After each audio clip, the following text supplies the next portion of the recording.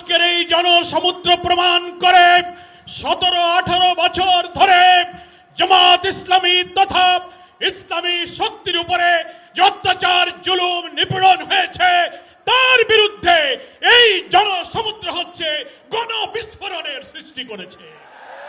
জামাত ইসলামীর শহীদ নেতৃবৃন্দকে কারাগারে বৃদ্ধ বয়সে ফাঁসিতে ঝুলিয়ে হত্যা করা হয়েছে। মজলুম বৃদ্ধ নেতাদের কারাগারে তিলে তিলে তাদেরকে হত্যা করা হয়েছে।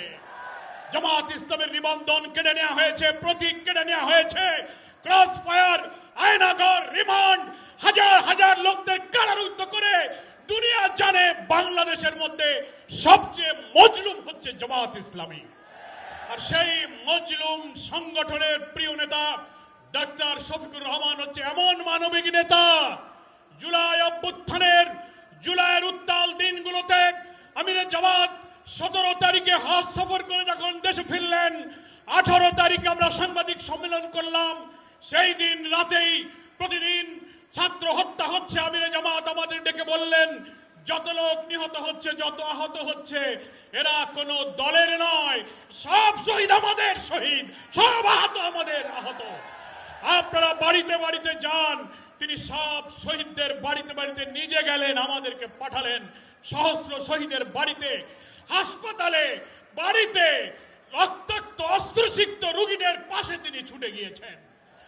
সাধ্যমতো আমরাই মনে হয় বাংলাদেশের রাজনৈতিক দলের মধ্যে মহান আল্লাহর ইচ্ছায় বেশিরভাগ শহীদের পাশে দাঁড়াবার সুযোগ পেয়েছে, আলহামদুলিল্লাহ।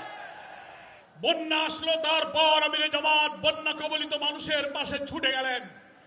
পূজা আসলো, হিন্দু ধর্মাবলম্বী, খ্রিস্টান সব ধর্মের নিরাপত্তার জন্য তিনি নির্দেশ দিলেন তাদের পাশে দাঁড়িয়ে যান।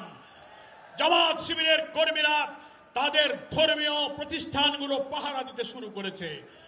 ফলে হিন্দুদের বাড়িঘর দখল, অত্যাচার নির্যাতনের বিরুদ্ধে তিনি কোনো প্রতিক্রিয়া না করে পাশে দাঁড়িয়ে তাদের ঘর বানিয়ে সাহায্য করে তাদের মানবিক সাহায্য তিনি করেছেন।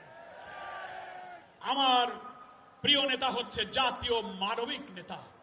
তিনি বাংলাদেশে মানবিক সমৃদ্ধ বাংলাদেশের জন্য একটি জাতীয় ঐক্যের ডাক দিয়েছেন।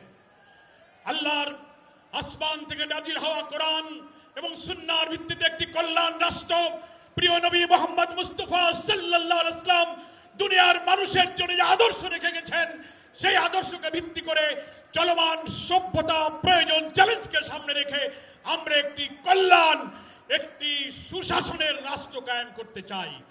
তাই আসুন ডক্টর শফিকুর রহমানের ডাকে সাড়া দিয়ে জুলাই অভ্যুত্থানের চেতনাকে ধারণ করে আগামী নির্বাচনে দাঁড়িপাল্লার পক্ষে তরুণ প্রজন্মের প্রথম ভোট দাঁড়িপাল্লার পক্ষে হোক, এই স্লোগান তুলে নতুন বাংলাদেশ বিনির্মাণে আমরা ইসলামী এবং দেশপ্রেমিক শক্তিকে ঐক্যবদ্ধ করি।